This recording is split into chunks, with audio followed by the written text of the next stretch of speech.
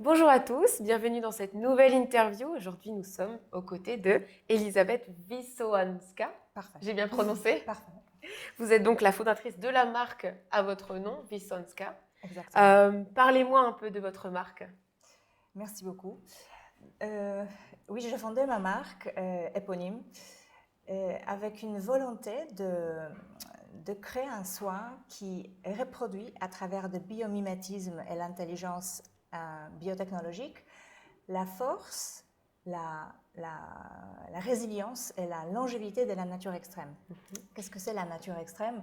C'est les plantes qui poussent dans les conditions improbables, dans les conditions de vie extrêmes et qui ont effectivement eux-mêmes cette force de réparation, de résilience, une longévité inouïe qui m'a fascinée depuis toujours parce que avant de créer la marque, je travaillais dans la médecine du sport extrême, justement. Donc, je connaissais très bien, j'étais dans le marketing scientifique, tous les processus qui sont derrière la régénération de corps, de cellules, quand il est exposé à une situation de stress extrême ou de stress tout court. Et donc, quand j'avais cette souhait depuis tout mon jeune âge de un jour créer ma marque, parce que c'était ma sensibilité, j'avais toujours problème avec ma peau qui était trop sensible, j'avais un acné très fort. Donc, je savais qu'un jour dans ma vie, j'aurais ma marque. D'accord, c'était vraiment une quand vision. ce jour est arrivé, j'ai replongé dans cette, effectivement, quand je cherchais le concept, j'ai replongé dans cette voie scientifique passionnante de nature extrême. Et je me suis dit, il faut absolument qu'on voit d'abord, avec les scientifiques, est-ce que ça puisse bénéficier notre peau. Donc ça, c'était la première chose. Et la deuxième chose, la raison d'être, c'était de créer le produit, et là on parle de 2005, donc la marque a presque 20 ans.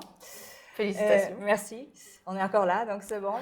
De créer un produit qui soit à la fois autant passionnément naturel, mais aussi hautement technologique. C'est-à-dire qu'à l'époque, il y avait une grande vague de produits naturels, parce qu'on s'est dit chimie c'est pas mauvais, c'est mauvais, justement c'est pas bon pour la peau, donc on fonce vers le naturel. Mais dans le naturel, on n'a pas toujours tous ces résultats prouvés, la science qui peut aller dans un produit plus synthétique. Oui. Donc, dans notre innovation, c'est ce qu'on a fait. En fait, on était une des premières marques dites de luxe écologique. Et luxe parce qu'on a 30 brevets, parce que c'est extrêmement pure science moléculaire, biotechnologique. C'est tout d'abord scientifique, chaque résultat prouvé sur la peau. D'accord. Mais au-delà de ça, presque en deuxième discours, on utilise seulement les matières naturelles ou naturellement présentes dans la peau, ce qui n'est pas la même chose. Par exemple, des peptides qui font partie de notre peau, qui dégradent avec l'âge, on ne les trouve pas dans la nature. Donc, on le reproduit à l'identique pour que ce soit quelque chose comme ce qu'on possède dans notre peau, mais ça n'existe pas dans la nature. Mais c'est naturel pour notre corps. Donc c'était ça. En 2005, c'était innovateur. Ça, oui, absolument. Et aussi la troisième axe que j'ai utilisé quand j'ai créé ma marque, c'était aussi l'axe qui est venu très naturellement pour moi parce que c'est comme ça que moi je vais récupérer ma peau. C'était partir sur une voie holistique, c'est-à-dire prendre soin à l'intérieur et à l'extérieur de ma peau. C'est-à-dire complément nutritionnel qui prend soin de l'intérieur, qui nous apporte toutes les nutriments nécessaires pour une belle peau, et aussi un crème topique. D'accord. C'était très intéressant. Vous avez répondu à beaucoup de mes questions directement. Mais pour revenir au commencement, quel a été l'élément déclencheur qui a fait que vous avez décidé qu'il était temps pour vous de créer votre marque? Comment est-ce que c'est arrivé à vous ce moment-là? D'accord. C'était vraiment le rêve de ma vie. C'est ma passion depuis toujours. Et même si je passais par beaucoup d'autres choses, parce que ça ne se fait pas comme ça, qu'à l'âge de 15 ans, on se dit un jour, parce que j'ai le problème de peau, j'ai commencé à étudier le marché jusqu'à mon âge de peut-être 20, 25. J'ai compris que je ne trouve pas ce que je souhaite. Donc, un jour, je vais le créer. D'accord. Mais ça ne se fait pas comme ça à 25 ans. Évidemment. Donc d'abord, j'ai commencé, effectivement, je me suis dit, je vais travailler plus près de mon industrie, c'est-à-dire dans la médecine, qui va m'apprendre beaucoup de choses parce que de base, je suis pianiste, humaniste, donc ça tout fait sauf, une belle casquette variée. Exactement, donc il fallait que je fasse ça. Après, j'ai décidé effectivement, c'est ça qui fait que je suis arrivée à Paris, de faire un MBA dans la gestion de marques de luxe. D'accord, mais vous aviez déjà un bagage dans la médecine, c'est ça? Oui, tout à fait. Oui, dans le marketing scientifique. D'accord. Mais en 2004, je décide que c'est le moment de peut-être soit de travailler dans l'industrie cosmétique et après faire ma marque. Déjà. Soit déjà tout de suite faire ma marque, mais je pensais que par rapport à tout mon parcours, cet MBA dans le business va m'apporter peut-être le petit élément qui manque. D'accord, donc ça c'était à Paris. Donc c'est mon arrivée à Paris avec une valise, sans connaître français, sans la la langue. Et donc, effectivement, je finis mon MBA et en fait, tout le monde veut m'envoyer à l'Europe de l'Est parce que je suis polonaise. Et donc, je voulais absolument pas ça. Et comme je ne parlais pas français, je me suis dit, il n'y a absolument aucune façon que quelqu'un me propose un job à Paris. Et j'ai tombé amoureuse de cette ville, tout simplement. Vous vouliez rester? Absolument. Donc, c'était vraiment absolument pas mon choix personnel parce que mon partenaire à l'époque, il ne vivait pas ici. Donc, c'était vraiment la ville qui m'a fait vibrer, qui m'a fait inspirer, un coup de cœur total. J'ai vécu à l'époque en Espagne pendant 10 ans, donc je fais un petit tour quand même de l'Europe. Oui. Et j'ai vécu aussi à Genève. Et quand j'ai vu Paris, je me suis dit, c'est là où je me sens bien. Et donc, je décide, malgré toutes les belles offres à Moscou ou à Varsovie, je me suis dit non, donc tant pis, je vais commencer ma marque tout de suite et j'ai créé mon emploi en France toute seule. Donc, c'est ça qui était le moment déclencheur. Donc, j'ai rangé mon diplôme de MBA, je ne le montrais à personne finalement. Donc, je l'utilise juste comme savoir-faire et comme une fantastique base de réseau que j'utilise jusqu'à aujourd'hui comme réseau de ESSEC. Tout à fait. À propos donc de ce lancement de cette marque, si j'ai bien compris, vous avez des innovations qu'on ne retrouve pas ailleurs en termes de soins, en termes de soins topiques, de compléments nutritionnels. Est-ce que vous pouvez m'expliquer un peu en quoi ça consiste? D'accord. L'innovation qui nous a apporté, on peut dire, beaucoup de lumière, c'est effectivement de créer un packaging spécifique, une moulage vraiment qui est propre à nous. Et d'ailleurs, c'était une exclusivité mondiale. Et d'ailleurs, qui n'était pas copié, je comprends pourquoi, je peux le dire tout à l'heure, c'était de créer effectivement un produit innovant qui contient à la fois le produit topique en haut et le produit intérieur, en fait, les compléments nutritionnels en bas. Donc, c'est une cure indissociable parce que pour moi, c'était une philosophie que je voulais justement partager avec ma clientèle, que les deux ne sont pas dissociables. On ne peut pas dire juste, effectivement, je souhaite une belle peau et je veux manger n'importe quoi, je ne vais pas prendre soin de tout mon intérieur. C'est très important, ça va avec. Et donc, on a fait ces cures, on a des différentes pour le jour-nuit, pour les différents âges, etc., qui apportent de manière synergique le extérieur, endogène et exogène. Donc ça, c'était une innovation qui nous a fait gagner l'Oscar, par exemple, dans l'industrie cosmétique, contre même L'Oréal, qui était dans la même catégorie en nominé. Très belle victoire. Et donc, c'était une belle victoire. J'étais à peine lancée sur le marché, donc personne n'a jamais entendu le nom de la marque. Donc, c'était un peu de consternation, mais c'était une des plus belles victoires. Donc, ce produit, effectivement, jusqu'à aujourd'hui, ça nous a apporté beaucoup de visibilité. Du coup, on a eu... presque pendant toute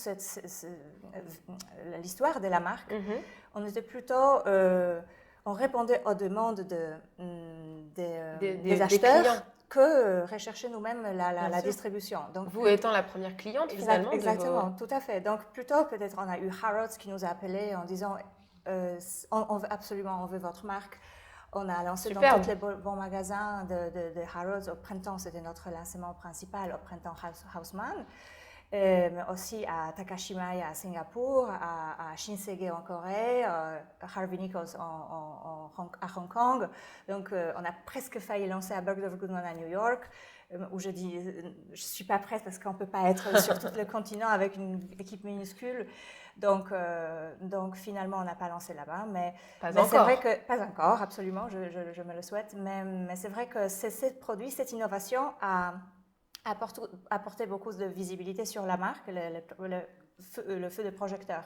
Mais aussi, c'est un produit qui, je ne peux pas dire que c'est ma meilleure vente. En fait, c'est un peu comme dans la haute couture qui s'accompagne de prêt-à-porter. En fait, parce que c'est un produit qui est très difficile à l'export, parce qu'on est dans le même produit, on a à la fois un soin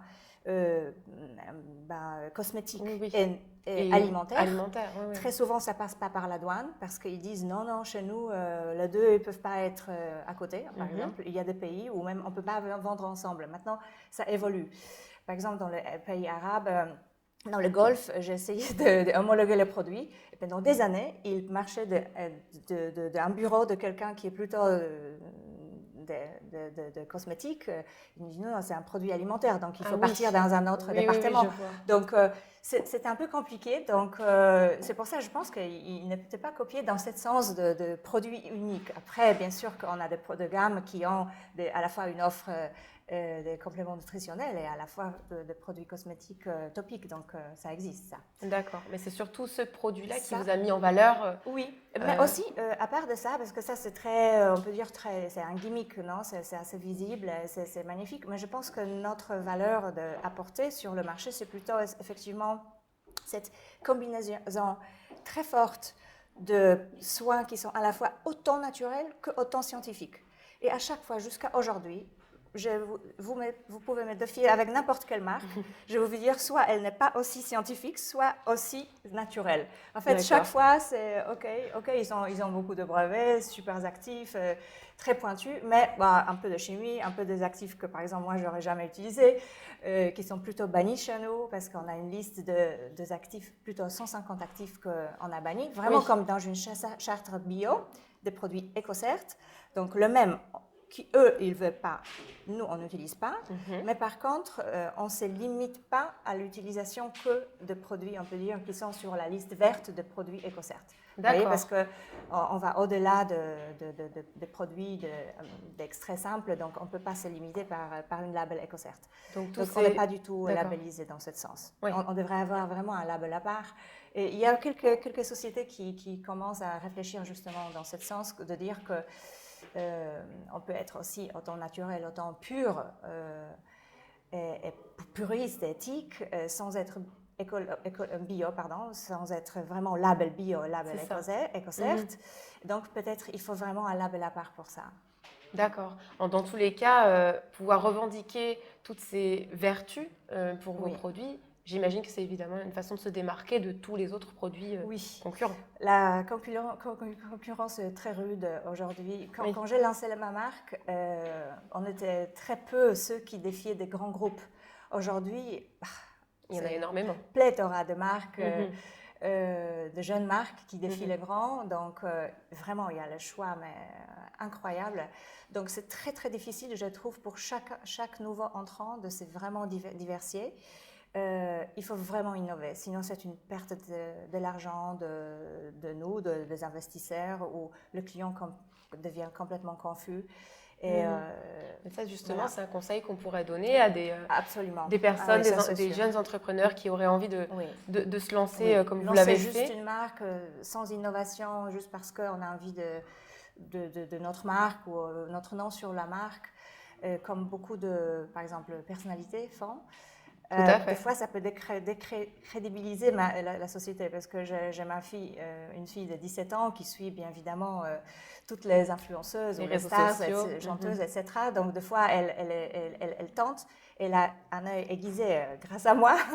Donc, des fois, elle dit, mon Dieu, il n'y a aucune innovation, seulement ça s'appelle… avec un nom spécifique. Donc, elle dit, dommage. Donc, tout à fait. Voilà, donc, ce serait un conseil que vous pourriez donner, ce serait le conseil que vous aimeriez donner à quelqu'un? Mais un de conseils.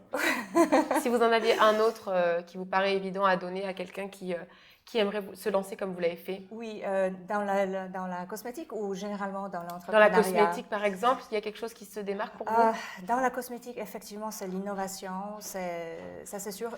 Peut-être ne pas miser sur juste une innovation, parce que seulement si on est innovant sur un côté, elle peut être très vite rattrapée par quelqu'un d'autre. D'accord, ça c'est donc intéressant. Plutôt viser sur plusieurs innovations. Donc s'il nous en rattrape ici, on est encore différenciant sur 3 autres points. si sur le 2, on a encore le 2. Donc après, chaque marque a aussi son concept qui est très propre à la marque. Mais je trouve que juste un concept, chacun a son concept, n'est pas suffisant parce que finalement, ok, notre concept, c'est effectivement les plantes adaptogènes, même si je crois à fond et je vous dis, il n'y a pas mieux que ça. Peut-être c'est pas convaincant pour quelqu'un, donc il va dire, maintenant quelqu'un d'autre a un concept sur, je sais pas, sur les magnifiques fleurs ou sur quelque chose d'autre ou justement sur locally sourced. Il y a plein de concepts, donc on peut toucher de différentes sensibilités et c'est pas assez. D'accord. Il faut être beaucoup plus que ça innovant. D'accord, merci beaucoup. Et innover aussi, soit à la fois sur le packaging, à la fois dans les formulations, en fait, vraiment sur tous les axes, le maximum possible. Parce que déjà, créer une marque, c'est une vision à très long terme. C'est une vision où il faut vraiment le prendre. Et ça, je n'ai pas compris tout de suite. Je me suis dit, c'est plus en ma montagne. Une fois je suis en haut, ma vie être belle. Ça y est. En fait, j'ai vu qu'à chaque fois, j'arrivais dans un plateau, il y avait encore plus haut à monter, plus haut à monter. En fait, finalement, j'ai compris. Mais vraiment, au début, je me couchais à 4 heures du matin. Tout le monde était habitué que je travaillais non-stop. Et un jour, j'ai dit, basta, c'est pas possible. En fait, j'ai compris que c'est un marathon. Il faut distribuer ses forces pour déjà accompagner sa santé. Et pour ces forces qui nous accompagnent pendant très longtemps, parce que c'est un très très long voyage. Et il faut... Qui ne se finit peut-être jamais. Et justement, je pense que le plus important, c'est qu'on aime le voyage et pas la destination. Parce que finalement, la destination, c'est quoi? Est-ce qu'il y a vraiment peut-être ce qu'on imagine, quand on arrive, c'est pas du tout ça, c'est même terrifiant, c'est horrible. Donc on dit, notre visualisation de cette destination n'est pas... En fait, il y a toujours un décalage entre ce qu'on imagine qu'une fois on est là, ça serait là, et peut-être c'est pas du tout ça. Donc finalement, ne visez pas sur la destination, mais sur le voyage. Et il faut juste l'aventure. Profiter de l'aventure et profiter de ces beaux voyages. Super, merci beaucoup. Est-ce que vous avez des projets à venir pour votre marque pour finir? Toujours beaucoup. À chaque fois, je dis, si je fais 10% de tout ce que j'ai en tête, ça serait déjà pas mal. Mais effectivement, on va plonger un peu plus sur... la marque était faite sur 3 axes, sur la beauté de la peau, longévité du corps et la jeunesse de l'esprit. Donc là, on va un tout petit peu exploiter plus cette côté jeunesse d'esprit, parce que je trouve que c'est ça qui nous rend jeunes. C'est pas les rides, le manque de rides, c'est plutôt... Dans la tête. Dans la tête, exactement. Donc on va faire focus sur ce 3e axe. D'accord. Et un tout petit peu plus renforcer notre axe jeunesse jeunesse de corps. De corps. Donc voilà. D'esprit donc, et de corps.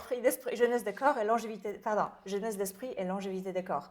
Donc on va renforcer ces 2 axes. Parfait. Et tout en toujours continuant les innovations sur notre gamme de cosmétiques. Mais ça c'est on peut dire plus classique.